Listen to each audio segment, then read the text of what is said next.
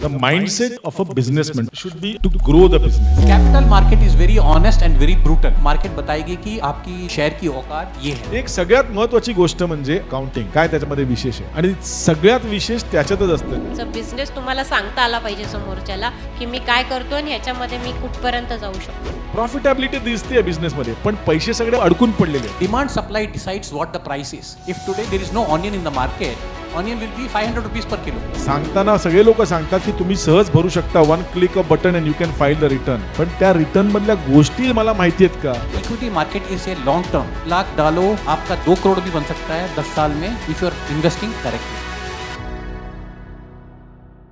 So Mangesh sir, a golden question always asked, which is by promoters, whether to raise funding by way of equity or you go for a loan.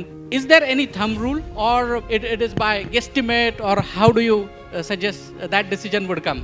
First of all, thank you very much for inviting me over here in this program, and I'm quite honored to be here on this platform. खूप खूप धन्यवाद खरं म्हणजे इथे बोलवल्याबद्दल.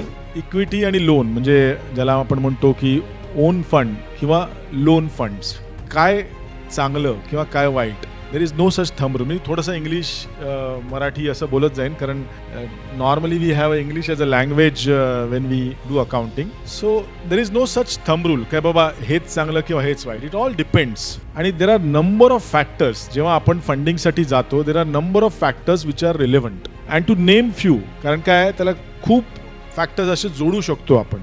आणि सगळ्यात महत्त्वाचं म्हणजे आपल्याला कशासाठी फंडिंग हवं आहे. If the funding is required on regular basis, I think to my mind the debt funding is good.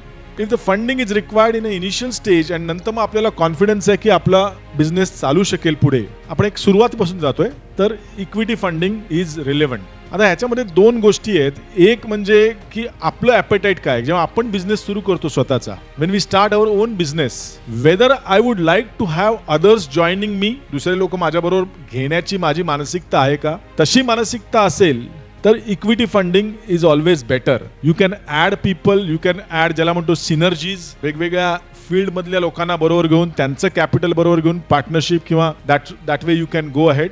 If you are that way reluctant, mindset is not like that, because it is ultimately when you do business, it is our human mindset is also important. Then the debt funding is relevant in that case. हा झाला एक मानसिकतेचा प्रश्न. Business अँगलने जर का बघायचं झालं तर इट ऑल डिपेंड्स. आपला बिझनेस कशा प्रकारचा आहे, त्याला किती सुरुवातीला किती लागणार आहे, नंतर किती आपल्याला फंडिंग लागणार आहे. जसं मी म्हटलं तसं सुरुवातीलाच फंडिंग लागणार असेल तर आपण इक्विटी घेऊन आपण नंतर कोणाला बरोबर घेऊन बिझनेस सुरू करू शकतो. If you need to have a regular funding, then equity may not be the right option, then a debt may a right option. If you are in need of huge funding in the beginning आणि आपल्याकडे फार गोष्टी नाही आहेत सध्या ज्या आपल्याला फायनान्सर्सना दाखवायच्या लागतील, तर सुरुवातीला आपण इक्विटी फंडिंग घेऊन रेग्युलर नीड्ससाठी डेट फंडिंगसाठी जाऊ शकतो. सो इट इज नॉट, ज्याला म्हणतो ना, ठोकताळा नाही आहे कुठच्याही प्रकारचा. परत दुसरी गोष्ट अशी आहे की मार्केटमध्ये पैसा कसा अवेलेबल आहे, की काही वेळेला कसं असतं की आपली केपेबिलिटी आणि मार्केटची आपल्याकडे बघण्याची दृष्टी, प्रॉडक्टकडे बघण्याची दृष्टी, काही वेळेला काही गोष्टी आपण अशा करत असू की बँकर्स मे नॉट लाईक और may not be rating that industry in a high esteem or rather high rating. So in that case you may not be able to get funding, debt funding at all. त्यामुळे ह्या सगळ्या गोष्टींचा विचार करून मी तर म्हणेन की combination of both is relevant, right. Thinking about your mindset, market sentiments, cost of the funds, cost कितीला पडते आपल्याला ते. So combination of both can be relevant if at all we want to have people along with you. That is what I feel. Thank you, sir. So before our session, there was one session on who was participant in Shark Tank, Patil Kaki. This is a classic case for funding-related aspects. A startup getting into products and equity funding is initiated at that point of time. So we have expert Ramnath sir. So equity funding, we'll hear a lot of terminologies in terms of equity-related funding. It could be seed funding, it could be angel funding, and then VC funding and PE funding. So different avenues of funding are available, particularly for the equity. Along with that, we also listen to a lot of terms like investment banker. So it looks very swanky. Who is an investment banker and what he does? So if you can elaborate on this whole spectrum, that will be really ideal. Thank you, Mr. Oak, for having invited me to this session. So, Mr. Mangesh was very apt in replying regarding the debt equity structure. I'll just add 1 minute of that. When you start a business as a promoter, you put in your own money. So, that is promoter's money. That is equity. So, the next step is how do you grow? Typically, when you start a business and you have put in your money, ideally, it would be better in case you can borrow money by way of loans, because loans are available at fairly competitive rates from different institutions. And added to that, what happens is the interest that you repay in terms of paying to the institution that has lent you, that amount is tax deductible. But debt is good as long as your gross profit or the turnover and the conversion ratio, everything is in place, so that you have adequate profits in hand. Equity comes into play for two reasons. Equity because there is that much that you can borrow by way of debt. Typically, promoter के साथ क्या होता है कि एक stage तक they can keep borrowing. उसके बाद the lending institutions, banks, financial institutions say, give me prime security, give me collateral. So beyond a level, a promoter doesn't have the wherewithal or the security to provide. So he gets stuck. कि अब मैं क्या करूँ? How to grow my business?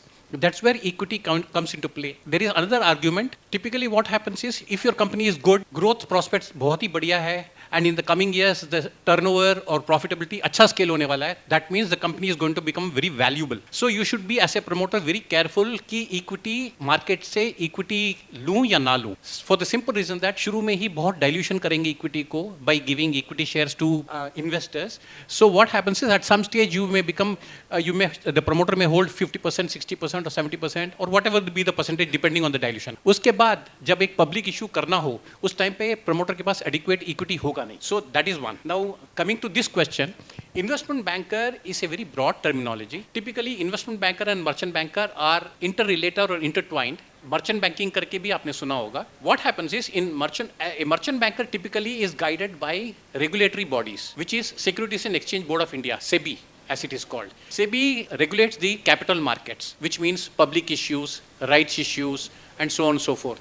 Investment banking is much wider. It is more to do with institutional banking and underwriting. So investment banking में you have merchant banking also, you have private equity also, which means IPO जाने के पहले the promoters who have not come out with an IPO, they keep raising money either through debt or through equity. So when they borrow through equity, so what happens is, those are all private equity. Private equity typically आज के date पे जब कहा जाएगा, if you borrow from 2-3 members, that's also a private equity.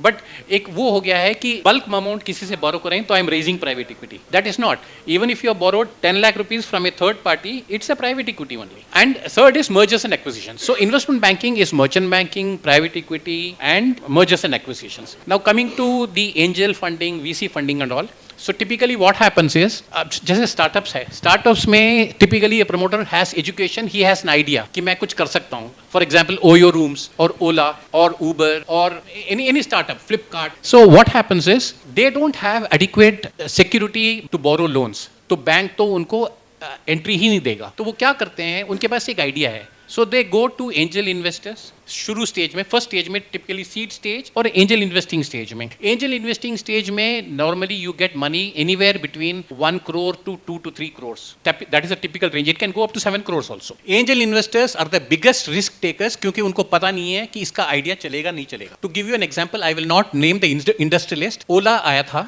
2012-13 में. तो Bhavesh, he came up with this idea. Typically it was an idea which was actually borrowed from Uber, which was already in place in the United States. So what he did was, he raised money from a angel investor. That gentleman was an industrialist. First stage mein, he put in 75 lakh rupees by way of angel investing. Ultimately, at some point in stage, when VCs and PEs came in, that industrialist sold his entire stake for 225 crores in a span of 4 to 4.5 years. But ये lottery है. चल गया तो चल गया. और for example, if you see Paytm, 2,150 rupees में IPO आया, it is now languishing at 900 rupees. So angel investing is the first stage. Next stage is, then you have series A, series B and all. Typically that is when venture capitalists come in. Once venture capitalists have saturated, then you have the bigger funds, the PE funds, private equity funds which come in. So normally venture capital has put in money because they are the biggest risk takers, but VCs come in only when the company has attained a growth curve. एक particular stage में business का traction हो रहा है, revenue stream बन गया है, and it's very clear that the company is going to grow from X to Y. उस stage में VC आते हैं. Angel investors generally take risk. वो normally VCs को बेच के निकल लेते हैं in around 2 to 2.5 years time. Marathi में एक सेइंग है, गाजराची पुंगी वाजली तर वाजली नहीं तो मोडून खाल्ली. मतलब गाजर है, अगर उसका हम पुंगी बनाएंगे और बजाएंगे, अगर वो बजा तो पुंगी, नहीं तो खाने के लिए विटामिन ए हो गया. सो सिमिलर सिच्युएशन है. Fantastic. Now we come to Aparna madam. Aparna madam, आपल्याकडे स्कीम्स आपण जेव्हा म्हणतो खूप वेगवेगळ्या प्रकारच्या स्कीम्स आहेत. आता सरांनी इक्विटीबद्दल मार्गदर्शन केलं, तर त्याच्याबरोबर लगेच दुसऱ्या बाजूला लोन्स पण आहेत आणि सगळ्यात छोटी छोटी लोन्स आपण सुरुवात करतो मित्रमंडळींकडनं लोन्स घ्यायला आणि अशा पद्धतीने लोन्स सुरू होतात. पण लोन्सबद्दलचं काय आपण स्पेसिफिकली काही ठराविक गोष्टी आपण सांभाळल्या पाहिजेत आणि कुठल्या कुठल्या विविध स्कीम्स MSME साठी आहेत. So what are the different schemes available for MSME from banks, financial institutions और whatever avenues that you can suggest. नमस्कार.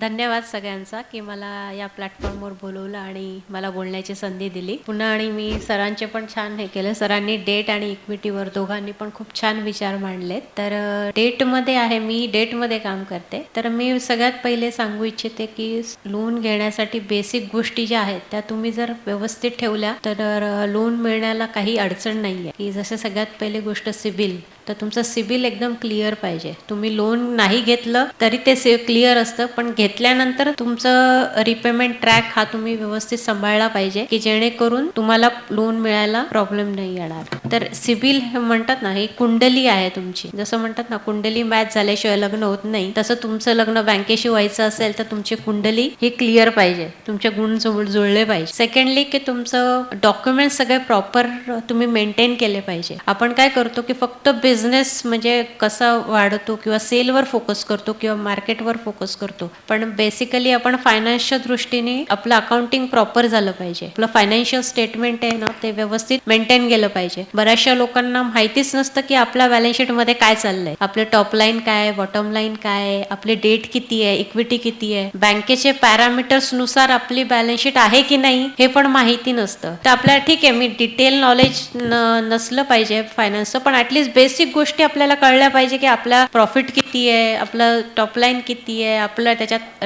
डेट किती आहे, इक्विटी किती आहे, जे बँकेच्या बेसिक पॅरामीटरशी मॅच आहेत की नाही. आणि तसं नसेल तर आपले स्वतःला नॉलेज नसेल आपल्याला, तर आपण आपले जे CA आहेत किंवा कन्सल्टंट आहेत तर त्यांच्या टचमध्ये राहून आपण काय करतो, सगळ्यात शेवटी मार्च एंडला फक्त CAंना भेटतो की आता आमचं बॅलन्स शीट करा आणि मग त्यांना सांगतो की एवढा टॅक्स वाचवा, एवढं प्रॉफिट ठेवा, एवढं आहे. पण हे असं नाही व्हायला पाहिजे. तर ते आपण सुरुवातीपासून काळजी घ्यायला पाहिजे या गोष्टीची. आणि MSMEच्या ज्या स्कीम आहेत तर त्याच्याबद्दल सांगते की एक छोट्या ज्या मायक्रो लेवलला ज्या आहेत एंटरप्राइजेस, तर त्याच्यासाठी मुद्रा म्हणून लोन आहे. तर अप टू 10 lakhsपर्यंत ते लोन देते बँक. नंतर सेकंडली एक स्टँडअप इंडिया आहे, जी स्टार्टअपसाठी लोन आहे, ती वुमन एंटरप्रेनरसाठी आणि आपले SC ST जे कॅटेगरीतले आपले भाऊ भगिनी, बंधू भगिनी आहेत त्यांच्यासाठी आहे. आणि तिसरी आहे CGT SME. तर CGT SME मध्ये पण आता खूप चांगलं बँक कॉल घेतीये, पण त्याच्यामध्ये आधी 2 कोटीचं कव्हरेज होतं, ते आता 5 कोटीचं कव्हरेज केलेलं गेलं आहे.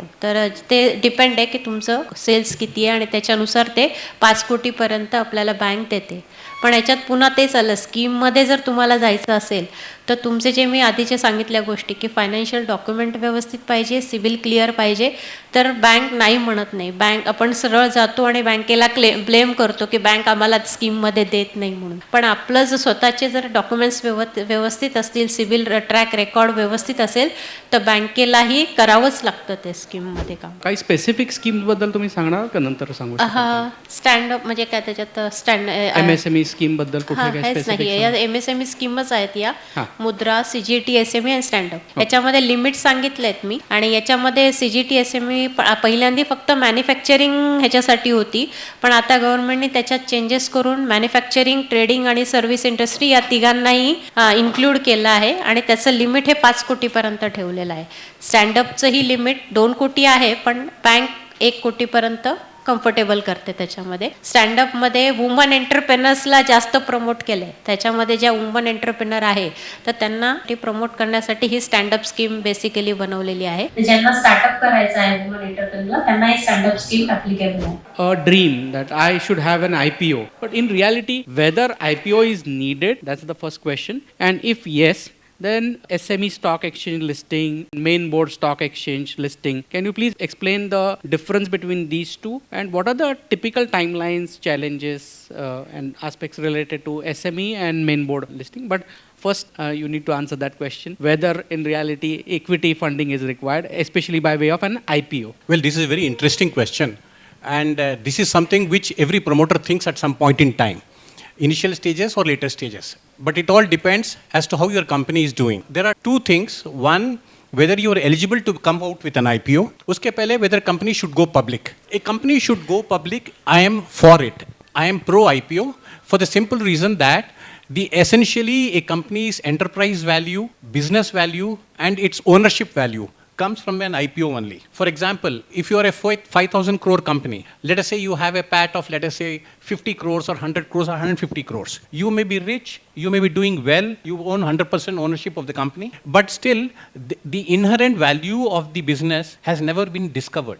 The value of that company is to the extent of the business it does and the assets that it owns. Tomorrow, at some point in time, if somebody wants to buy that company lock, stock and barrel, 100%, he's going to pay you some multiple of the revenue or the EBITDA. That is earnings before interest, depreciation and tax. IPO में क्या होता है? IPO में there is a price discovery. The system is completely different. So what happens is, if a promoter decides that the company is doing well, business grow होने वाला है, and he may be wanting to raise money at some other point also. So the best thing to do would be to go for an IPO. But IPO you should go only when the business is really going to scale up. There is no point in having a stagnated. Why? Because capital markets में the investors and the institutions जो पैसा डालते हैं आपके company में, they are very punishing. अगर आपने perform नहीं किया in terms of growth in turnover या प्रॉफिटेबिलिटी में, तो वो स्टॉक जो आपने 40 रुपए में मार्केट में आईपीओ में बेचा है वो 10 रुपए पे लेके खड़ा कर देंगे. तो आपका बिजनेस ग्रो होने वाला है in terms of top line, in terms of bottom line, and you're going to be very, what you call, honest to your business, then you should go for an IPO. दूसरी बात यह है कि IPO में एक promoter ज़्यादा से ज़्यादा कितना 25-30% डाइल्यूट करेगा. 25% तो मिनिमम है ही है, तो 70% ओनरशिप तो आपके हाथ में है. तो कंपनी तो आप फिर भी चला रहे हो, पूरी कंपनी, प्लांट्स, मशीनरी, बोर्ड आपके हाथ में है.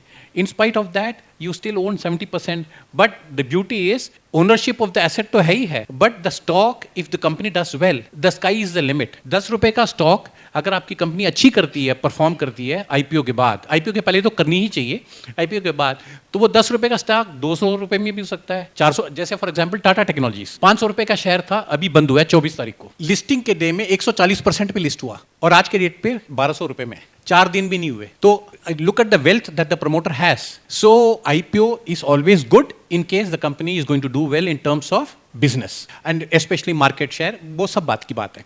Now coming to whether you should do SME or main board. Main board का definition पहले दे देता हूँ so that you will know that you have to go to SME or main board. Main board में 1, 5-year balance sheet comes into play. So when you go to the public, you have to demonstrate that you have 5-year balance sheet, or else the promoter of the company who is coming out with the company IPO for the subsidiary should have a track record of 5 years. Notwithstanding that, the key element here is in a main board IPO. Main board IPO का मतलब है BSE और NSE, and SME का मतलब है BSE NSE में ही there is a SME का platform called BSE SME, और NSE में it's called NSE Emerge. So what happens is, main board में a very key eligibility condition is that you should have 15 crores of pre-operating tax profit for a period of 3 years on an average, which means 45 crores का आपका pre-operating tax profit होना चाहिए.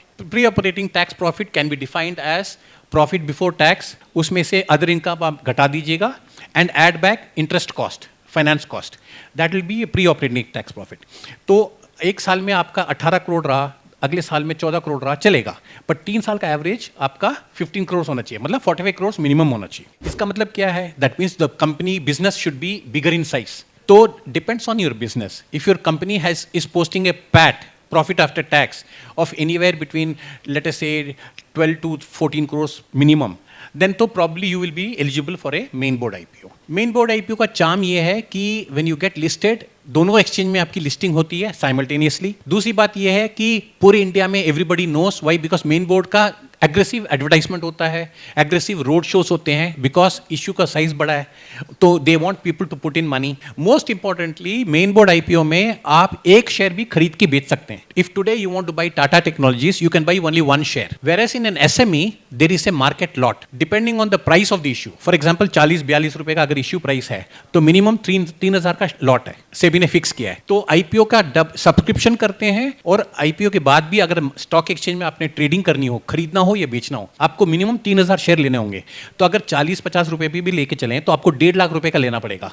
पर आज की date पे अगर सिर्फ 1,200 रुपए में आप एक टाटा टेक्नोलॉजी का शेयर लेना चाहते हो, आप ले सकते हो. So main board is always good. Main board में एक और प्लस पॉइंट है कि आपके बहुत सारे पीयर कॉम्पिटिटर्स हैं जिसके साथ आप रेटिंग कर सकते हो. इन्वेस्टर को पता रहता है. जैसे फॉर एग्जांपल एमआरएफ टायर 10 रुपए का शेयर है. It is the only company in India which has crossed 1 lakh rupees in terms of value. 10 रुपए का शेयर 1 लाख रुपए में. सो एमआरएफ टायर को कंपेयर करना हो जेके के साथ या श्री चक्रा के साथ कर सकते हैं. एसएमई में उतना ज्यादा दिखता नहीं है. But the beauty of SME is सारे लोग तो मेन बोर्ड के लिए एलिजिबल होंगे नहीं. But if the company is going to grow in the next 3-5 years, future अच्छा है, promoter is very committed, then he should definitely go for a SME IPO for the simple reason that market का discovery वहीं से शुरू हो जाता है. SME में होता क्या है कि only HNIs and ultra HNIs typically invest, so that 3 years period for migration to the main board, उस टाइम पे और भी अच्छा करे ताकि main board में migrate होते समय the stock can be re-rated. I hope I have answered. Absolutely. I'll ask the question to Mangesh sir on this topic because when we are talking about the profitability and all these aspects, but initially as an entrepreneur, I am mainly concerned about tax saving. If that is my situation and if I have to go for any compliance related aspects, Mangesh sir, Yeah. so any compliance related aspects, how do I make sure that my compliance is in order? What's the importance? Whether you're going for equity funding or you're going for a loan related funding, the importance of that compliance and what you need to take care of. मला वाटतं मॅडमनी पण मगाशी सुरुवात केली होती की मुख्य म्हणजे आपण बिझनेस जेव्हा सुरू करतो, म्हणजे मी अगदी स्मॉल बिझनेस, छोटा बिझनेस नजरेसमोर ठेवून हे उत्तर देतो, कारण करोडोचा टर्नओव्हर आणि उलाढाली असणाऱ्या बिझनेसला कदाचित हे इश्यू येत नाहीत. But when you are in that journey, तुम्ही जेव्हा बिझनेस आपण एखादी गोष्ट सुरू करतो, the mindset should be of a businessman to grow the business. Tax किंवा इतर जे कंप्लायन्स आहेत ते अँसिलरी आहेत. अँसिलरी याचा अर्थ असा की आपण त्याच्यासाठी बिझनेस करत नाही आहोत, आपण बिझनेस वाढवण्यासाठी बिझनेस करतोय, हे सगळ्यात महत्वाचं लक्षात ठेवलं पाहिजे. आणि टॅक्स पेक्षा पण फायनान्शियल प्लॅनिंग हे बिझनेस वाढवण्यासाठी खूप महत्वाचं असतं. होतं काय, मगाशी मॅडमनी म्हटलं त्याप्रमाणे चार्टर्ड अकाउंटंट किंवा कोणी फायनान्शियल कन्सल्टंटकडे बिझनेसमनची बघण्याची वृत्ती जी असते ती एक तर सुरुवातीला रजिस्ट्रेशनच्या वेळेला किंवा नंतर वर्ष संपल्यानंतर टॅक्स रिटर्न फाईल करण्यासाठी, ते आम्ही करून दिले ते तेवढं करून टाका. आता हा जो अप्रोच आहे तो फायनान्सच्या दृष्टीने चांगला अप्रोच नाही. सर शब्द वापरतात कंप्लायन्सेस. कंप्लायन्सेसचा अर्थ काय? कंप्लायन्सेसचा अर्थ असा की जे काही आपल्याला लीगल रिक्वायरमेंट्स आहेत त्या सगळ्याची पूर्णपणे पूर्तता करणं, त्याला कंप्लायन्स म्हणतात. आता लीगल रिक्वायरमेंट्स कुठच्या गोष्टी असतात, तर टॅक्स ही त्यातली एक गोष्ट झाली. इन्कम टॅक्स रिटर्न्स किंवा जीएसटी रिटर्न्स फाईल करणं, वेळेत फाईल करणं, आणि ती फाईल करताना फक्त मला कमी टॅक्स भरायचा आहे म्हणून जर का अप्रोच ठेवला तर त्यासाठी जे काही ऍडजस्टमेंट्स करायला लागतात चुकीच्या, त्या अननेसेसरी केल्या जातात. आणि मग जेव्हा आपल्याला पैसे रेज करायचे असतात, फंडिंग रेज करायचं असतं, तेव्हा वेगळे इश्यू उभे राहतात. दुसरा कंप्लायन्स म्हणजे हा टॅक्स झाला इन्कम टॅक्सचा. दुसरा ऑफकोर्स टॅक्स म्हणजे जीएसटी आता आलेला आहे. जीएसटी कंप्लायन्समध्ये फार गोष्टी आता करता येत नाहीत, कारण सगळ्या गोष्टी ज्या आहेत त्या ऑटोमेटेड झालेल्या आहेत. तुम्हाला फार गोष्टी त्याच्यामध्ये चेंज किंवा त्याच्यात ज्याला म्हणतो आपण आपल्याला हवं तसं वळवूया असं करताच येत नाही जीएसटी मध्ये, आणि करूच नका खरं सांगायचं तर. इतर कंप्लायन्सेस पण तितकेच महत्वाचे आहेत जे आपण बऱ्याच वेळा बघत नाही. जर का आपण प्रायव्हेट लिमिटेड कंपनी चालवत असू तर प्रायव्हेट लिमिटेड कंपनीमध्ये आरओसी किंवा रजिस्ट्रार ऑफ कंपनीजचे कंप्लायन्सेस खूप असतात आणि ते आपण वेळेत करणं अपेक्षित असतं. म्हणजे त्याच्या बोर्ड मीटिंग्सचा रेकॉर्ड ठेवणं, ॲन्युअल जनरल मीटिंग्सचा रेकॉर्ड ठेवणं, प्रत्येक ठिकाणी काही स्पेशल रेझोल्युशन्स लागतात ती पास करणं, ती फाईल करायला लागतील तर फाईल करणं, ॲन्युअल रिटर्न कंपनीचे रजिस्ट्रार ऑफ कंपनीजकडे फाईल करणं, LLP फॉर्म केली असेल तर LLPचे काही कंप्लायन्सेस आहेत. हा झाला दुसरा कंप्लायन्स. तिसरा कंप्लायन्स आणि अतिशय महत्वाचा कंप्लायन्स जो कदाचित बऱ्याच वेळा बघितला जात नाही तो आहे labour compliance. There are various labour laws आणि एस्पेशली दोन गोष्टी फार महत्वाच्या आहेत, that is PF and ESI. आणि PF आणि ESI बऱ्याच वेळेला असं लक्षात येतं की नॉट ओन्ली इन इन्कम टॅक्समध्ये पण त्याचा बोजा पडतो. जर का आपण PF ESIचा व्यवस्थित कंप्लायन्स नसेल केला तर जास्ती टॅक्स पडू शकतो आपल्याला इन्कम टॅक्स असेसमेंटमध्ये. हे बऱ्याच लोकांना माहीत नाही आहे. पण त्याच वेळेला फंडिंगच्या वेळेला पण हे कंप्लायन्सेस, लेबर कंप्लायन्सेस खूप महत्त्वाचे ठरतात. आता या सगळ्यासाठी म्हणून एक महत्त्वाची गोष्ट आहे, थोडं विस्तृत देतो चालेल ना. एक सगळ्यात महत्त्वाची गोष्ट म्हणजे अकाउंटिंग, आणि जी सगळ्यात निग्लेक्टेड गोष्ट असते स्टार्ट ऑफ द बिझनेसला. त्यात काय आहे, कोणतरी राहायला ठेवलं करेल अकाउंटिंग, काय त्याच्यामध्ये विशेष आहे. आणि सगळ्यात विशेष त्याच्यातच असतं जेव्हा आपलं अकाउंटिंग रेग्युलर असलं पाहिजे, जे अकाउंटिंग प्रिन्सिपल प्रमाणे झालं पाहिजे. अकाउंटिंग प्रिन्सिपल म्हणजे थोडक्यात तुम्हाला सांगायचं झालं तर एखादी गोष्ट मी समजा हे चेअर घेतलेली आहे तर चेअर माझी खर्चात जाईल की माझ्या ॲसेटमध्ये जाईल, हे सिंपल गोष्ट सगळ्यात अगदी उदाहरण दिलं तर. त्यामुळे अकाउंटिंग हे व्यवस्थित असणं हे खूप महत्त्वाचं आहे. आपलं अकाउंटिंग जेव्हा व्यवस्थित असतं तेव्हा आपली टॅक्स लायबिलिटी व्यवस्थित कॅल्क्युलेट होते, तेव्हा आपलं प्रॉपर बॅलन्स शीट ज्याला म्हणतो, प्रॉपर फायनान्शियल पोझिशन ज्याला म्हणतो, ही व्यवस्थित डोळ्यासमोर उभी राहते. अजून एक गोष्ट याच्यामधली आहे अकाउंटिंगमधली, जी बऱ्याच वेळा आपण बघत नाही स्टार्ट ऑफ द बिझनेसला, जे चार्टर्ड अकाउंटंट बऱ्याच वेळा सांगतात पण आपण बघत नाही. That is called as cash flow. Profitability दिसते बिझनेसमध्ये पण पैसे सगळे अडकून पडलेले आहेत. Whether my business has a cash flow. मग बँकेत घेऊन गेल्यानंतर बँकवाले सांगतात की अरे there is nothing in your balance sheet. अरे मी तर एवढा प्रॉफिट दाखवलाय, टॅक्स भरतोय, तरी nothing in the balance sheet bank म्हणते, असं कसं काय. सो कॅश फ्लो व्यवस्थित आहे की नाही, त्याचे रेशो समजा आपण सुरुवातीपासून इंटरमिटंटली 3 महिन्यांनी जाऊ देत पण 6 महिन्यातनं एकदा तरी माझे रेशोज बरोबर आहेत का, माझ्या रिकव्हरीज बरोबर चालले आहेत का. त्यामुळे accounting, it is said that accounting is a window to look at a business. Accounts is a window to look at a business. त्यातनं आपल्याला दिसतं आतमध्ये काय चाललंय ते. त्यामुळे तुमचे अकाउंट्स व्यवस्थित असले पाहिजेत, त्याचा कंप्लायन्स म्हणजे त्याचं फायलिंग हे व्यवस्थित झालं पाहिजे. आणि ते अकाउंट्स व्यवस्थित असताना आपण केवळ टॅक्स अवॉइडन्स किंवा टॅक्स कमी भरायचा आहे हा उद्देश न ठेवता ॲट द सेम टाइम ठीक आहे आपण टॅक्स जास्ती भरू, फायनान्सच्या दृष्टीने आपण छान छान सगळं दाखवू, ह्याची पण खरं गरज नाही आहे. So we have to do a correct picture, true picture. जे कोणी कन्सल्टंट आहेत, आमच्यासारखे चार्टर्ड अकाउंटंट आहेत, अनेक इश्यूज रेज करत असतात. आपल्याला एकच उदाहरण देतो, बऱ्याच वेळेला आपण ऑडिट हा प्रकार फार निग्लेक्ट करतो. एक कंपनी ऑडिट रिपोर्टमध्ये एकच त्याच्यामध्ये एक क्लॉज आहे की whether the short term funds have been invested in long term assets or long term purpose. म्हणजे काय की आपण पैसे जे उचललेले आहेत, समजा वर्किंग कॅपिटलसाठी उचललेले आहेत, बऱ्याच वेळा लोकांना वाटतं की हा वर्किंग कॅपिटल माझं लिमिट आहे, हा आज माझ्याकडे पैसे आहेत, मग लँड चांगली दिसते, तिथे प्रॉपर्टी चांगली दिसते, त्याची प्राइस खूप वाढणार आहे, चला प्रॉपर्टीत टाका. किंवा शेअर मार्केट वर चाललंय, चला शेअर मार्केटमध्ये टाका. मग आपल्या वर्किंग कॅपिटलवरती अननेसेसरी प्रेशर येतं आणि मग वर्किंग कॅपिटल भलतीकडे वापरलं जातं. So that is also one is I can say in proper application of your funds. आणि मग जर का आपलं अकाउंटिंग प्रॉपर असेल, माझे फंड्स कुठचे आहेत ते मला कुठच्या ह्यासाठी वापरायचे आहेत हे जर का माझ्या अकाउंट्समधनं मला कळलं तर त्याचा कंप्लायन्स पण व्यवस्थित होईल, त्याची तुमची बॅलन्स शीट जे फायनान्शियल पोझिशन ती करेक्ट समोर येईल. आणि जसं मी म्हटलं तसं रेग्युलर मॉनिटरिंग झालं त्याचं, तर व्यवस्थितपणे आपण इयर एंडला काय पोझिशनला आलं पाहिजे फंड्स घेण्यासाठी. आता मी डेटच्या दृष्टीने म्हणतोय, same thing is applicable for equity also. बऱ्याच वेळेला मला टेंडर भरण्यासाठी म्हणून नेटवर्क जास्ती दाखवायचं आहे, मग नेटवर्क जास्ती दाखवायचं काय करू, तर उगाच काहीतरी फंड्स कोणाकडनं आणायचे. आणि बऱ्याच वेळा असं होतं, वी हॅव सीन इट, ही कंपनीमध्ये शेअर कॅपिटल इंट्रोड्यूस केलं जातं पण नंतर मग काय करायचं शेअर कॅपिटलचं, because you have issuing share capital, कोणाचे तरी पैसे आणले आणि देन इट गेट्स लॉक्ड. लोकांना माहीतच नसते बऱ्याच वेळा इट लॉक्ड झाले म्हणून. So proper disclosure is very important in financial statements. आणि मग बिझनेसच्या वर्थ ज्या गोष्टी आहेत त्या आपल्याला ऑटोमॅटिक मिळतात. त्यामुळे कुठच्याही प्रकारचं अवॉइडन्स करण्याची गरज नाही. प्रॉपर रेग्युलर मॉनिटरिंग करून रेग्युलर डिस्क्लोजर आणि फायलिंग केलं, then we can prepare ourselves. Prepare म्हणतोय मी, आपण दाखवणं म्हणत नाही, मी प्रिपेअर म्हणतोय. काही लोक म्हणतात दाखवायचं नसतं, दाखवायचं काय आहे तेच दिसणार ना. त्यामुळे you can prepare yourself for the funding through proper accounting and proper compliances. Perfect sir, thank you so much. So madam, Deewar picture आपल्याला आठवतोय ना, तुम्हारे पास क्या है, मेरे पास बंगला है, गाडी है, सो मेनी थिंग्स आहे. तर जेव्हा बँकेकडे जातात तेव्हा तुम्ही म्हणतात बंगला है, गाडी है, तेव्हा ते म्हणतात ये सब मेरा कोलॅटरल आहे. तर कोलॅटरल हा जो आस्पेक्ट आहे तो खूप महत्त्वाचा आहे. टिपिकली एंटरप्रेनरचं काय असतं, माझ्याकडे फंड्स नाही आहे म्हणून तर मी तुमच्याकडे आणि तुम्ही माझ्याकडेच काय कोलॅटरल मागता, हा एक ॲटिट्यूड असतो की ही वास्तवता आहे. सो असे काही लोन स्कीम्स आहेत का की ज्याच्यात without collateral also loan can be granted by banks, financial institutions, गव्हर्नमेंटच्या काही स्कीम्स असतील तर त्याच्याबद्दल थोडं जरा एस्पेशली कोलॅटरल आस्पेक्ट आणि या बाबतीत सांगा. मंगेश सरांनी खूप डिटेलमध्ये छान सांगितलं कंप्लायन्सेस. त्याच्याच अनुसरून हा प्रश्न आहे की आपल्याला स्कीममध्ये गव्हर्नमेंटच्या स्कीम आहेत, गव्हर्नमेंट डिक्लेअर पण करते आणि बँक देते पण प्रोव्हायडेड की सरांनी जसं सांगितलं तसं कंप्लायन्सेस आपले क्लिअर असेल तर आपल्याला कोलॅटरल फ्री लोन मिळतं. जसं मी मगाशी सांगितलं, मुद्रा हे 10 लाखापर्यंत मिळतं. स्टँडअप इंडियामध्ये जे स्टार्टअप लोन्स आहेत त्यांना 1 कोटीपर्यंत मिळतं आणि CGTMSMEमध्ये आपल्याला 5 कोटीपर्यंत मिळतं.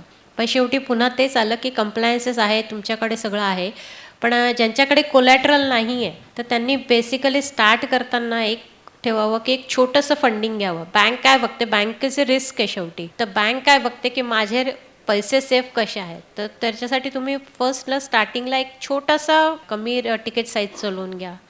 स्टार्ट करताना एवढी गरज नसते, तेव्हा छोटं असतं, आपला बिझनेस छोटा असतो, कमी स्केल असतं, तर छोट्या याच्यामध्ये तुम्ही जरा ट्रॅक रेकॉर्ड तुमचं क्लिअर करा किंवा प्रूव्ह करा बँकेला की मी ग्रो होतोय म्हणून. आणि ते जर तुम्ही दाखवलं बँकेला की माझं ट्रॅक रेकॉर्ड चांगलं आहे, तशी तशी बँक तुम्हाला कोलॅटरल फ्री 5 कोटीपर्यंत करू शकते. तर ते बेसिकली हेच आहे की तुम्हाला आधी बँकेला दाखवायला लागेल की मी करू शकतो बिझनेस आणि मी रिपे करू शकतो. बँकेचं एकच असतं, बँकेला तुमच्या कोलॅटरलमध्ये इंटरेस्ट नाही आहे, त्यांना काय तुमच्या ॲसेट विकून प्रॉफिट कमवायचा नसतो.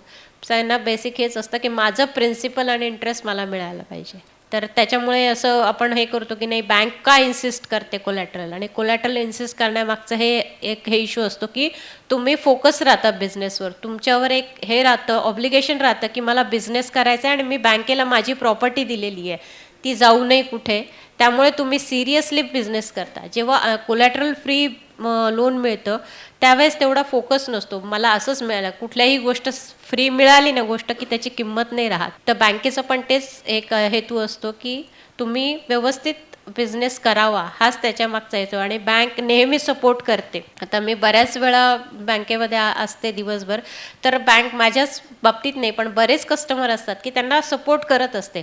फक्त तुम्ही जेन्युअनली बिझनेस करणारे पाहिजे आणि तुमचं बिझनेस मॉडेल चांगलं पाहिजे. तर त्याच्यासाठी तेच आहे, सरांनी जे सांगितलं ते खूप सांगितलं छान की सगळे कंप्लायन्सेस क्लिअर पाहिजे तुमचे प्रोप्रायटर असू दे, पार्टनरशिप असू दे, प्रायव्हेट लिमिटेड असू दे, तर हे सगळे कंप्लायन्सेस तुमचे जर क्लिअर असेल तर बँक कधीच तुम्हाला नाही म्हणणार नाही फंडिंगला. आणि सगळ्यात महत्त्वाची गोष्ट, तुमचे बँकेला प्रेझेंटेशन तुम्ही करता आलं पाहिजे, तुमचा बिझनेस काय आहे ते. तर तुम्हाला तुमच्या बिझनेसबद्दल, माझा सध्या काय आहे बिझनेस, माझे प्रॉस्पेक्ट काय या बिझनेसमध्ये, मी कुठपर्यंत हा जाऊ शकतो बिझनेस, हे जेव्हा तुम्ही प्रेझेंट कराल बँकेला, त्यावेळेस बँकेला वाटतं की हां, या आयडियामध्ये काहीतरी तथ्य आहे आणि आम्ही फंड केल्यानंतर हे जाणार नाही. तुम्हाला आता मी जस्ट एक एक्झाम्पल देते. माझं एक कस्टमर आहेत माझे, तर ते स्वतः डायरेक्टली बँकेला अप्रोच केलेला, एक्झिस्टिंग बिझनेस आहे आणि त्यांना नवीन प्रोजेक्ट पण टाकायचा आहे.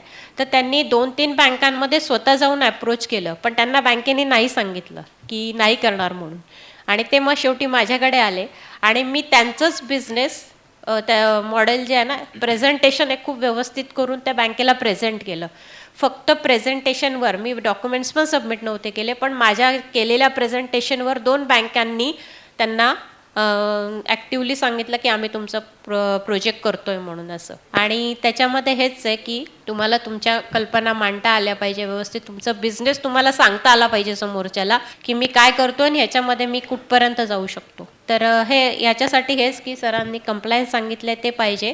आणि तुम्हाला जर स्वतःचं प्रेझेंटेशन, तर तुम्ही कन्सल्ट करा, तुमचे CA आहेत. आपण काय विचार करतो, नाही मी स्वतःच जाऊन करतो, पण शेवटी एक हे असतं की तुम्ही सगळ्याच गोष्टी एक माणूस नाही करू शकत, तो तुम्ही फक्त एका कुठल्या तरी फील्डमध्ये मास्टर असता. तर बाकीच्या फील्डसाठी तुम्हाला फायनान्स असू दे, मार्केटिंग असू दे किंवा आणखी HR असू दे, तर तुम्हाला कन्सल्टंटला अप्रोच करावंच लागतं. आणि तिथे तुम्ही हेजिटेट करू नका. जर ग्रो व्हायचं असेल, तुम्हाला नेक्स्ट लेवलला जर जायचं असेल, तर तुम्ही सगळ्यांच्या सोबत घेऊन चला, तुम्ही नक्कीच नेक्स्ट स्टेप गाठू शकाल. सर तुम्ही सप्लिमेंट करा क्विकली, कारण मला पुढच्या एक कोलॅटरल बद्दल फक्त सांगायचं होतं. 2 गोष्टी त्याच्यामध्ये. काही बँकांची पण फंडिंग अशी आहे की ज्याच्यामध्ये कोलॅटरल मिळू शकतं, जेव्हा it is called as vendor finance or supplier finance. आपले वेंडर्स किंवा कस्टमर्स जर का रेप्युटेड कंपन्या असतील, तर त्याचं डिस्काउंटिंग फायनान्स जो असतो तो बऱ्याच वेळेला ते लोकच करून देतात. म्हणजे वेंडर्स, समजा माझे खूप रेप्युटेड कंपनीज आहेत, they only arrange the finance for me right, as a vendors finance, त्या वेंडर फायनान्स स्कीम आहेत. सिमिलरली एक MSMEसाठी पण आता एक नवीन स्कीम आलेली आहे, त्याला ट्रेड्स म्हणतात, trade receivable discounting system platform आहे तो. त्या ट्रेड्स प्लॅटफॉर्मवर तुमचे इन्व्हॉइसेस तुम्ही एक की त्याचं डिस्काउंटिंग करणारा समोरनं पिचिंग करतो. So that is a good, अजून ती तितकीशी सक्सेसफुल झालेली नाही आहे, पण that scheme has been already launched, trades scheme.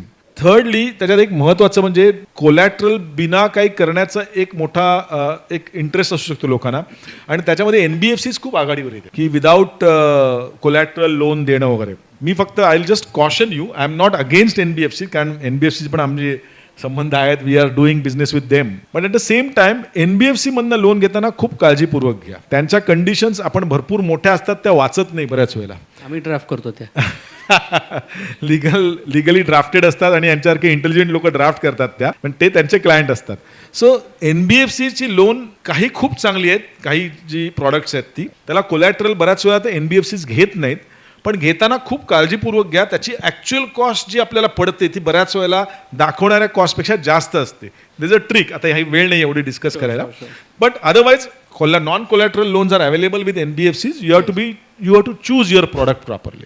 Add करायचं तुम्हाला क्विकली. सरांना मी सरांनी छान तो ट्रेड्सचा पॉईंट सांगितलाय, तर त्याच्यामध्ये खूप छान आहे की तुमचा बिझनेस चांगला आहे, तुम्ही खूप जास्त मोठ्या लेवलवर नाही आहे, पण तुमचे जे कस्टमर आहेत ते A रेटेड कंपनी आहे, तर तुमचं त्याचं इनव्हॉइस डिस्काउंटिंग केलं जातं आणि त्याच्यासाठी तुम्हाला कुठलंही कोलॅटरल लागत नाही. त्याची पण फंडिंग, त्याला पण लिमिट काही नाही आहे. पण सेम पुन्हा तेच सांगते मी की कंप्लायन्सेस तुमचे व्यवस्थित पाहिजे, तुमचं फायनान्शियल व्यवस्थित पाहिजे आणि तुमचं कस्टमरबरोबरचं रॅपो चांगलं पाहिजे. सेकंडली अनसिक्युअर्ड लोन्सबद्दल सांगितलं सरांनी, तर त्या अनसिक्युअर्ड लोनमध्ये नेहमी असं होतं, मी कधीच माझ्या कस्टमरला सजेस्ट करणार नाही की तुम्ही अनसिक्युअर्ड लोनमध्ये जा, अनलेस अँड अंटिल की तुम्हाला आता काहीच नाही, लास्ट रिसॉर्ट म्हणून तुम्ही अनसिक्युअर्ड लोन ठेवा. कारण त्याचं कॉस्टिंग मी सांगते तुम्हाला, जरी सँक्शन लेटरवर 18% असेल तरी त्याची कॉस्ट शेवटी तुम्हाला 20, 22, 24% जाते. कारण जेव्हा आम्ही ॲक्च्युअल कॅल्क्युलेशन करतो तेव्हा ते आम्ही दाखवतो कस्टमरला तुमचा कुठपर्यंत रेट ऑफ इंटरेस्ट गेलेला आहे. तर अनलेस अँड अंटिल जोपर्यंत तुम्ही याच्यात येत नाही तोपर्यंत तुम्ही अनसिक्युअर्डला जाऊ नका. सोर्सेस आहेत, पब्लिक सेक्टर बँक पण करते, पण तुम्हाला ठीक आहे. म्हणून मी तुम्हाला मगाशी सांगितलं, छोट्या ह्याच्यामध्ये तुम्ही तिथे काय जातात ते मोठ्या ह्याच्यामध्ये करायला जातात. ठीक आहे, सुरुवात छोट्यापासून करा, कमी लिमिट घ्या पब्लिक सेक्टर बँककडनं, तिथे प्रूव्ह करा, तिथे तुम्हाला तीच बँक तुम्हाला सपोर्ट करेल आणि पुढे वाढवून द्यायला मदत करेल. अनसिक्युअर्ड लोनमध्ये तुमचा सगळा प्रॉफिट जातो आणि मग शेवटी आपल्याला कळतं की नुसतंच मी सेल केला पण माझ्या हातात प्रॉफिट काहीच नाही राहिला म्हणून. हे शेवटी कळतं मार्च एंडला केल्यानंतर, कारण तोपर्यंत तुम्ही फक्त लोन घेत राहतात आणि बिझनेस करत राहतात, तोपर्यंत आपल्याला कॉस्टवर कंट्रोल नसतं. तर मार्चला कळतं की आपण काहीच केलं नाही यावर्षी. तर याच्याबद्दल थोडं कॉशियस राहा अनसिक्युअर्ड लोनमध्ये जाताना, की अनलेस अँड अंटिल जोपर्यंत तुम्ही टोटल लास्ट तुमच्याकडे काहीच रिसोर्स नाही राहत तेव्हाच तुम्ही unsecured loan. Great, sure. So Ramnath sir, whenever somebody goes for an IPO, the critical question is the valuation. I will always consider myself as Shah Rukh Khan or Sunny Deol. Ultimately, I may be Mehmood or Mukri also. But how is that perception created with respect to valuation? And how would you advise about somebody giving astronomical valuations down to a reasonable level? How do you do that? So before I start on this, there was one thing that I didn't answer. कि main board का तो 15 करोड़ का pre operating tax profit होना चाहिए. SME का क्या eligibility है? तो एसएमई में eligibility is very very simple, because SEBI end the finance ministry end the government of India want कि जितने भी स्मॉल एंड मीडियम एंटरप्राइजेस हैं जिनके पास सिक्योरिटी नहीं है, डेट सैचुरेट हो चुका है और वैल्यूएशन बन सकता है, तो they should opt for the equity route. तो उसमें 3-4 हैं basically eligibility conditions. One, the company should be at least in existence for 3 years. 3 years when you go for an IPO you have to become a limited company. But उसके पहले आप private limited company 3 साल के लिए रह सकते हैं, partnership भी रह सकते हैं, LLP भी रह सकते हैं, तब भी चलेगा. उसको कंसिडर किया जाएगा कि you are a company for 3 years. Of course the balance sheet will be drawn redrawn. Second is कि आपके पास पॉजिटिव नेटवर्थ होना चाहिए. तीसरा ये कि 2 out of 3 years में आपका EBITDA पॉजिटिव होना चाहिए. ये सारे कंडीशंस हैं तो you are eligible. And of course the IPO cannot be, the paid up capital cannot be more than 25 crores. So that is one. Now coming to the question of IPO का valuation कैसे होता है, I'll put this in very clear perspective so that there is clarity. होता क्या है कि I'll give you a alternate example. Let us say Nirma is a private company. I'm just giving a hypothetical example for clarity. Nirma is a private company suppose. That is, it is not in the capital market. Public issues का हुआ नहीं है. उसका जो भी turnover है, जो भी profit है, let us say Hindustan Liver, Unilever. He wants to buy the company. तो वो निर्मा के पास जाएगा, उसकी बैलेंस शीट देखेगा, वो कहेगा कि मैं आई विल बाई यू. तो नॉर्मली होता क्या है कि when you come to acquisitions, when a brand is purchased और a company is purchased which is not public, क्योंकि पब्लिक होता है तो उसके शेयर वैल्यू से उसका वैल्यूएशन निकल आएगा. आज के डेट पे the market capitalisation which is the total number of shares multiplied by the market price is the market cap. That is the value of the company. But unlisted company में, private company में कैसे पता चले? तो normally अगर मैंने company को फुल खरीदनी है तो रेवेन्यू का मल्टीपल होता है या एबिटा का मल्टीपल होता है. एबिटा का मल्टीपल 4 to 5 टाइम्स हो सकता है, रेवेन्यू का मल्टीपल 6 टाइम हो सकता है समटाइम, और it can be the other way. It depends on the brand. जैसे हॉर्लिक्स बिक रहा है या पहले फेमकेयर बिका, तो उस टाइम पे ये मल्टीपल्स चलते हैं. Now when it comes to IPO ये फॉर्मूला नहीं बनता. You don't have the revenue का मल्टीपल और the EBITDA multiple when in IPO comes. So the main issue in an IPO for all promoters and entrepreneurs to begin with, अगर आपने तरक्की करनी है, बिजनेस को बढ़ाना है और किसी स्टेज में आपको इक्विटी मार्केट पे जाना ही होगा, ये आपको आपके जहन में होना चाहिए.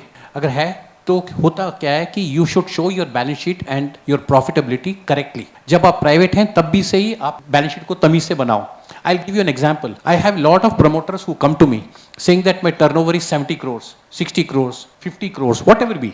मैं पूछता हूँ okay show me the balance sheet 3 साल का, बिकॉज एसएमई में 3 साल का बैलेंस शीट लगता है. तो when they show me the balance sheet, 50-70 crores का टर्नओवर है, प्रॉफिटेबिलिटी 60 lakhs, 45 lakhs. तो मेरे को पूछना पड़ता है क्योंकि we know how every promoter grows. Every promoter goes through this. ऐसा नहीं है कोई गलत काम कर रहा है कोई सही कर रहा है. तो वो कहते हैं नहीं जी एक्चुअली मैं तो 2% दिखा रहा हूँ बट मेरा 15% तो होगा इसमें मार्जिन. तो एक्सपेंस दिखा के they suppress the profit tax बचाने के चक्कर में. A company which wants to go public they should pay their taxes. मैं ये नहीं कहता हूँ कि 15% दिखाओ, बट दिखाओ handsomely so that, because what happens in an IPO is, coming to the valuation, IPO valuation is derived from profit after tax. Very simple. For the simple reason that there are only 3 parameters which primarily govern a IPO. One is earnings per share. Earnings per share means profit after tax divided by the number of shares in the balance sheet. Earnings per share K basis पे आपका valuation बनेगा और PE multiple करके होता है, price earnings multiple, which is आप जिस issue price पे issue बेच रहे हो that divided by earnings per share is the PE multiple. पर आज के डेट में हो क्या रहा है कि price earning multiples are very high.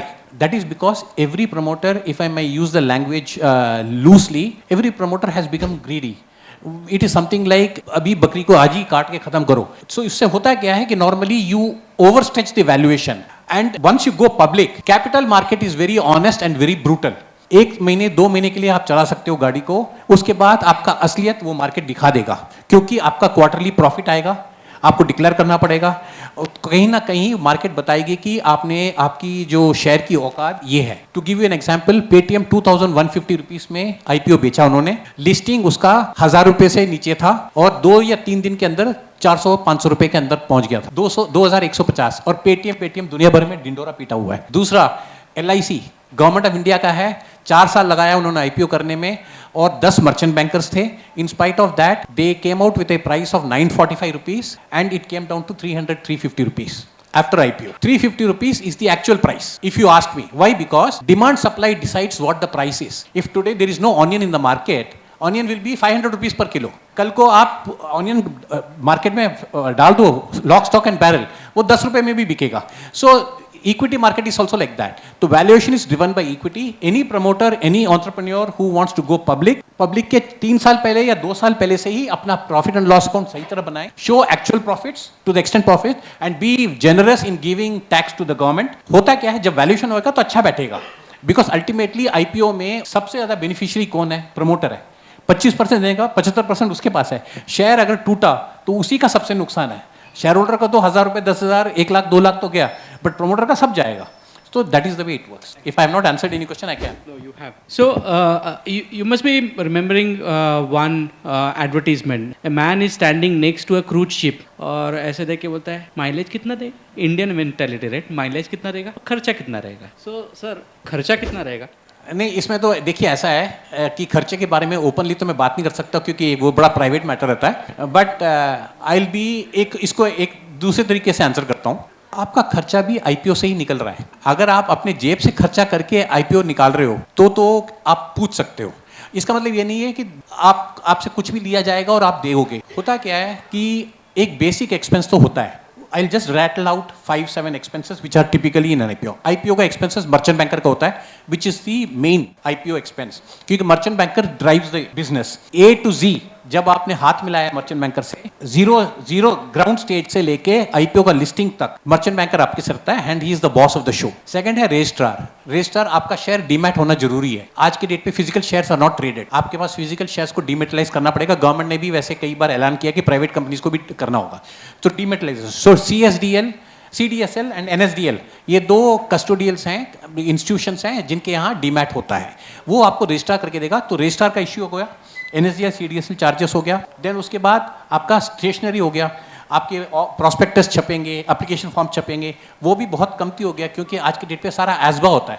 Account block हो जाता है. आप अप्लाई करो, फॉर्म में तो अप्लाई करना ही पड़ेगा बट अकाउंट से पैसा नहीं जाएगा. पहले 22 दिन लगते थे अकाउंट में से निकलने में. तो एक स्टेशनरी का हो गया. एडवर्टाइजिंग हो गया. मेन बोर्ड में एडवर्टाइजिंग एक्सपेंस कुछ नहीं तो करीब I can just give you rough figure 2-3 crore से ऊपर होता है मेन बोर्ड में. बट एसएमई में होता नहीं है क्योंकि एसएमई में के investors normally HNIs, ultra HNIs और रिटेल वाले होते हैं. फिर भी कुछ ना कुछ तो आपको एक इन्वेस्टर मीट या एनालिस्ट मीट करना पड़ेगा. It is advisable. ये हो गया. तो इसके अलावा बीएससी या एनएससी, एसएमई और मेन बोर्ड में एक और डिफरेंस ये है कि मेन बोर्ड में दोनों में लिस्टिंग होता है. एसएमई में you can only opt for either NSC और बीएससी. तो बीएससी या एनएससी का प्रोसेसिंग चार्जेस होता है. Now coming to the main answer कि एक्सपेंस खर्चा कितना है. I will give you a rough estimate main board के बारे में. पहले एक तो होता है रेशियो परसेंटेज के बेसिस पे. बट जस्ट बिकॉज परसेंटेज है, जैसे फॉर एग्जांपल इश्यू जितना स्मॉल है आपको लगेगा खर्चा ज्यादा है क्योंकि एक मिनिमम एक्सपेंस तो होता ही होता है. आप 10 लेट अस से आप 2 करोड़ का इश्यू करोगे, इसका मतलब ये नहीं कि मैं 1 लाख का फीस लूंगा. एक मिनिमम होता है.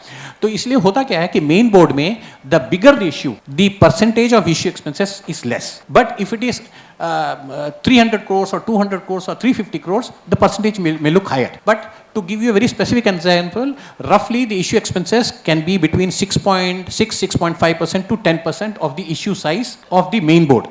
Small and medium expense, SME में खर्चा normally आप ये समझिए 50 से 60 लाख होगा without marketing, which means अगर बैलेंस शीट अच्छा रहा and it is very easy and aggressively I can go and face a investor कि देखो ये है पुट मनी, तो I don't have to go overboard.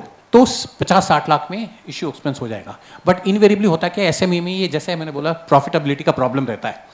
तो उसको कहानी सुनाना पड़ता है चेन्नई में. देखिए ऐसा है 2-3% वो दिखा रहे हैं, असलियत में 10% है. फिर प्रमोटर उनको बताएगा, he will meet him. Promoter अपनी असलियत बताएगा कि मेरे एक्चुअली ये है. Because investor will not put money. Today actually क्या है कि every investor has got so many options. Stock market, gold, real estate, crypto currency. And इसके अलावा स्टॉक मार्केट में भी पहले ऐसे होते थे कि इन्वेस्टर्स टेक्सटाइल्स को देखते थे या सिर्फ सॉफ्टवेयर को देखते हैं. आज के डेट पे they have become sector agnostic. किसी को कुछ लेना देना नहीं, उसका 10 का 20 बनना है उसने. He is interested in money, making money. तो he is not interested, he wants to see whether you are going to give him a return और नॉट. So if it is going to be your balance sheet is weak but अगर असलियत में balance sheet strong है, then in that case what happens is every investor HNIs they say कि मेरे को इसमें क्या डिस्काउंट दोगे. अगर आप 40 रुपये में बेच रहे हो तो मेरे को कितने में दोगे. ऑफिशियली तो डिस्काउंट दे नहीं सकते. इसका मतलब ये है कि you will have to give him back something. ताकि ही बाइस इट एट 30 रुपीज. तो आपने देखा होगा बड़े बड़े लोग कभी कभी खरीदते हैं शेयर्स को, तो उनका क्या अरेंजमेंट है ये तो मैं कह नहीं सकता. End it is not official also, so I will not make any statement. But definitely yes, if your balance sheet is strong, business is good, it has potential to grow, then the promoter can डंके के जोर पे बोल सकता है मैं इतने पे बेचूंगा end लोग line पे खड़े भी होंगे. आता आपण एक शेवटचं हे करूया, एका वाक्यात उत्तर द्या कारण मला तिकडनं खुणा यायला लागलेले आहेत. असं कधी होईल की मी बँकेकडे गेलो आणि बँकेने मला तात्काळ लोन दिलं.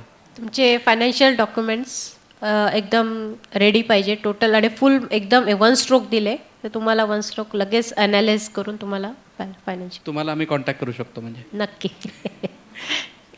मंगेश सर, compliance आज आपण कम्प्लायन्स एवढं खूप मोठ्या ॲक्टिव्हिटीज झालेल्या असं वाटत आहेत त्या कम्प्लायन्स अजून सिम्पल होणार आहे will be even difficult to do. Actually speaking compliance फक्त आस्पेक्ट धरला तर तो खूप सिम्पल झाला आता, आणि तो सिम्पल झाल्यामुळे एक वाक्यात होणार नाही पण म्हणून सांगतो, पण तो सिम्पल झाल्यामुळे लोकांना आता ते फार कॅज्युअल पण वाटायला लागलेले आहे. आमच्याकडे अशा केसेस पण येतात की ज्यांनी लोकांनी अरे ते काय ठीक आहे आता नॉर्मल आहे ना तर आम्ही भरून टाकलं.